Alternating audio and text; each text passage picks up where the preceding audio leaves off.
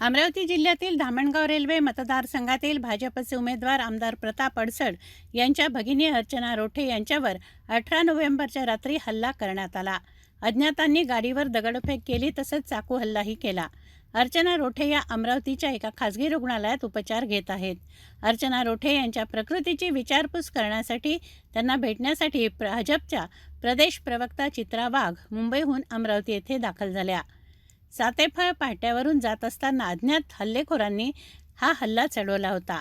चित्रा वाघ यांनी अर्चना रोठे यांच्या प्रकृतीची विचारपूस करून त्यांना धीर दिला।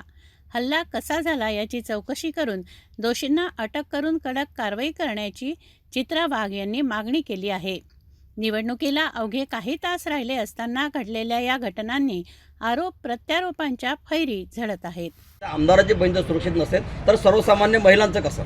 बघा, असं आहे, आम्ही हा भ्याड हल्ला आहे। त्या वॉशरूमला गेले असताना गाडीमध्ये 2 कार्यकर्ते बसले होते, ते येऊ शकत नव्हते तिकडे, आणि ती वेळ बघून हरामखोरांनी त्या ठिकाणी अक्कावरती हमला केलाय। आम्ही कोणालाही सोडणार नाही, कोणाची सुद्धा गय केली जाणार नाही, हे मला तुम्हाला या ठिकाणी सांगायचंय। आमची जबाबदारी आम्हाला फार चांगली समजते, पण ज्या नीचतेच्या पातळीला आज महाविकास आघाडी गेली आहे त्यांना लाज वाटली पाहिजे।